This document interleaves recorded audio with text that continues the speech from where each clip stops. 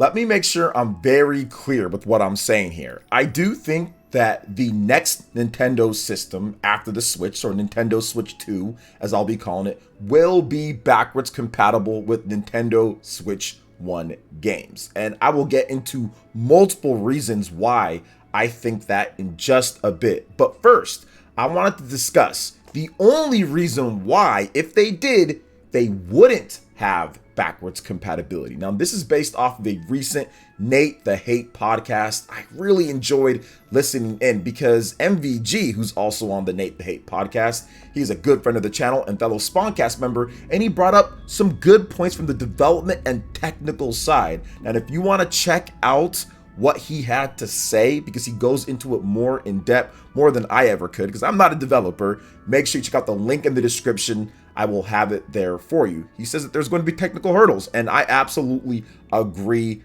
with that. Now, this is all possible, right? With the Tegra X1 chip, what they're going to do with that? Are they going to include the whole thing? Like, there's so much to go over when it comes down to this, and obviously MVG had that covered. Let's talk about this. I think that if they did go that route, let's just say there isn't backwards compatibility, this would be the only reason why.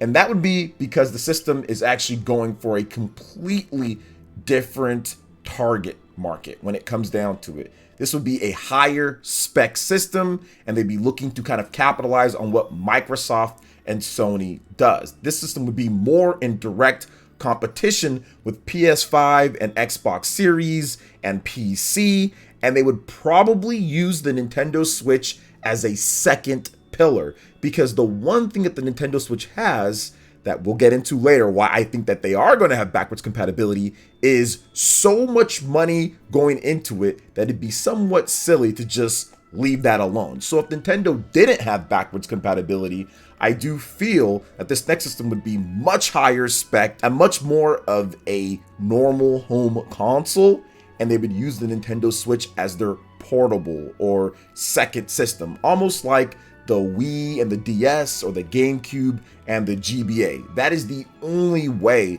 that I see Nintendo actually not doing backwards compatibility with the Nintendo Switch 2 to Nintendo Switch 1 games. Now, with that being said, here are all the reasons why it's likely, very likely, that Nintendo Switch 2 is going to be backwards compatible with the base or regular Nintendo Switch games. They've done backwards compatibility multiple times before, even with their portable systems. Now, I know the media obviously wants to talk about Wii U and Switch. Failure, success. Failure, success. That drives the clicks, that drives some of the stuff to say, okay, they're going to Nintendo or do this or that, right? That drives all of that because you can point to, oh, that system. This is something that they did, which is why it was so baffling to a lot of the major media that Nintendo did what they did with the Nintendo Switch, because all they were doing was focusing on the Wii U and how it wasn't powerful enough and this and that,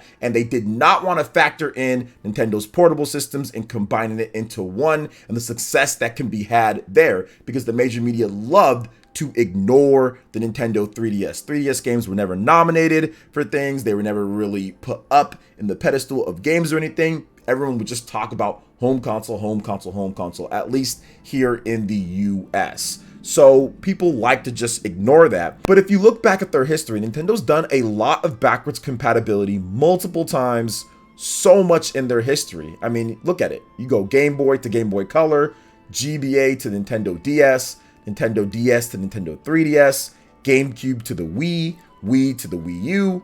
And I completely understand there are some systems to not have the backwards compatibility, but those usually involve complete format or architecture changes, like the Wii U to the Nintendo Switch. You're going from PowerPC to NVIDIA, and you're going from the disc format to cartridges.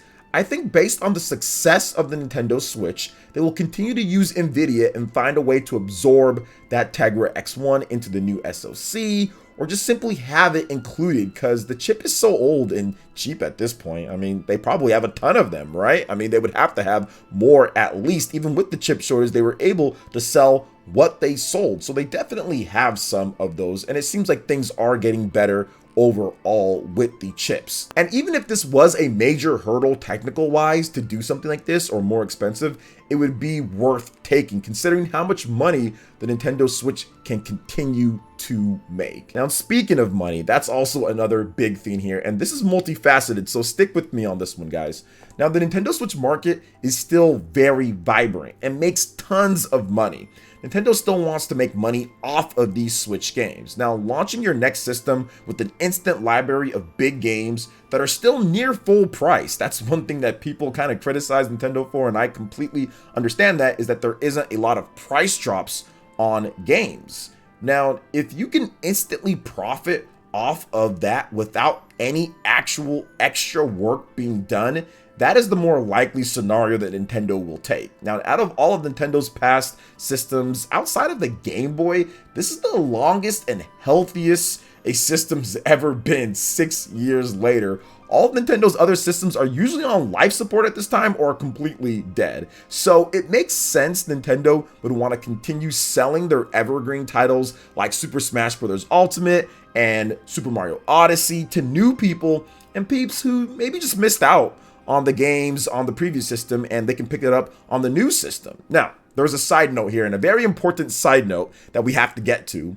And I think that people feel that Nintendo would rather port all their previous Switch games to Switch 2. So that's like the cynical side of saying, oh, well, they just want to port them and make way more money off of it. That way, when people are buying it again, like the Wii U to the Nintendo Switch. Like, that's something that I've heard quite a bit online. But here's the problem with that. That happened because the Wii U was a flop. The Wii U failed. Nobody played that system in the overall grand scheme of things. Nintendo fans were playing Nintendo 3DS games. Those games sold better, all the bigger franchises. A lot of them were on Nintendo 3DS. Heck, even some of the same big franchises like Super Smash Bros. Was also on the Nintendo 3DS.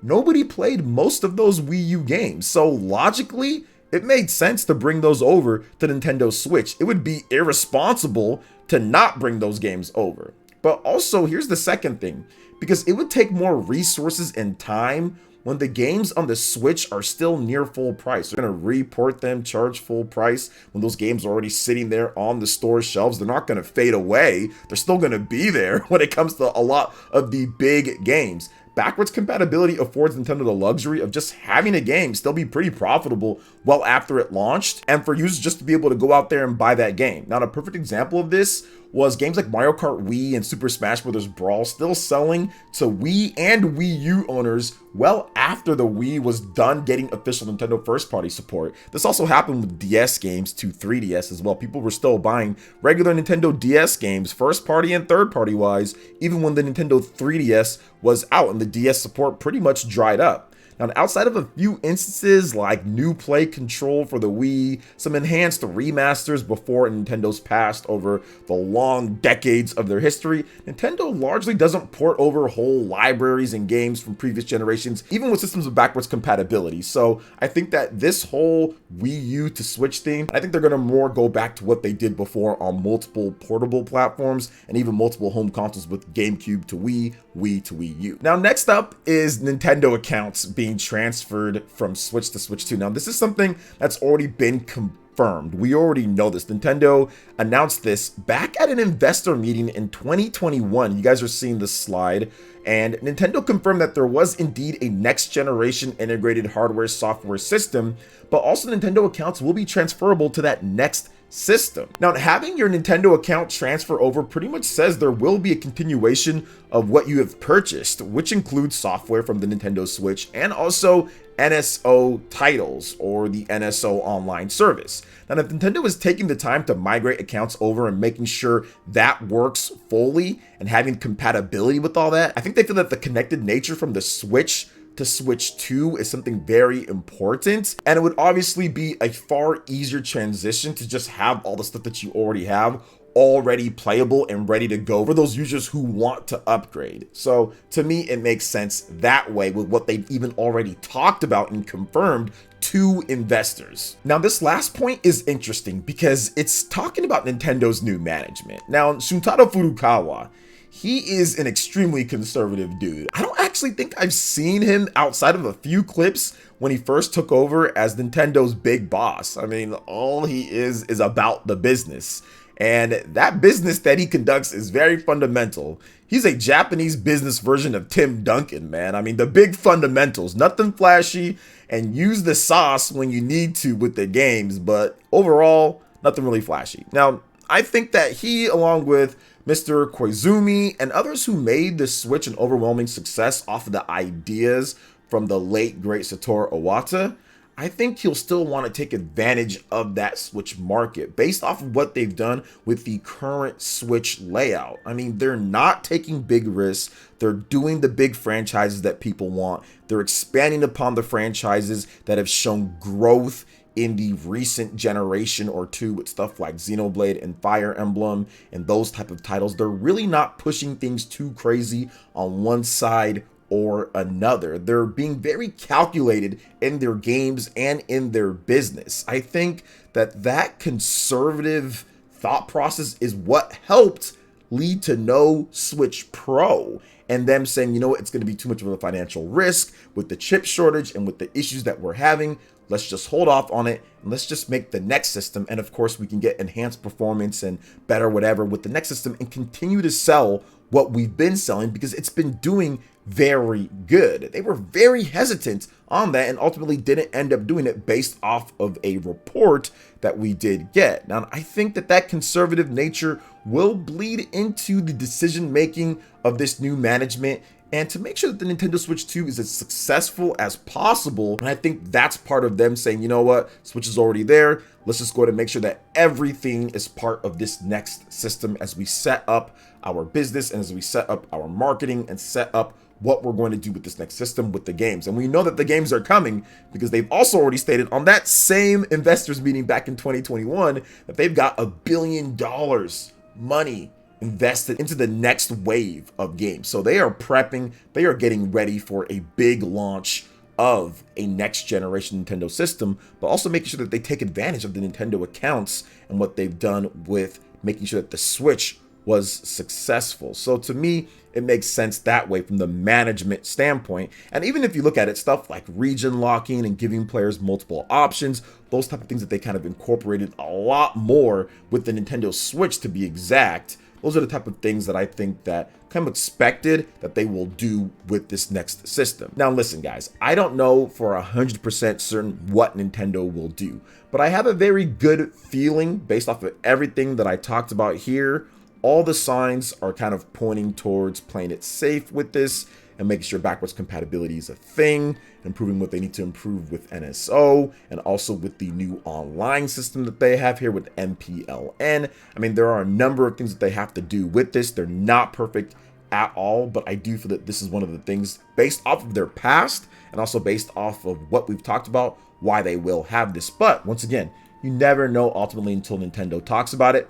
I do feel that a 2023 reveal, so this year for a reveal, and a 2024 launch is very likely for the next system as well. I just don't know exactly when that's going to be, but I think that they might even want to set it up exactly like the Nintendo Switch, which that was announced when it comes to shown off for the first time for real, and we knew what the Nintendo NX was going to be, the Nintendo Switch, in October of 2016, and then they launched it in March of 2017. So I think that we could have a very similar situation here with an announcement in 2013 late and then a early 2024 launch, or maybe even an announcement in 2024 and a late 2024 launch. Who knows at this point, but those are my guesses. I would guess 2023 announcement, 2024 launch for the next Nintendo Switch, but we're gonna have to wait and see on all of that. Now, if you haven't seen my previous video where I talk about the Nintendo Switch 2 and some things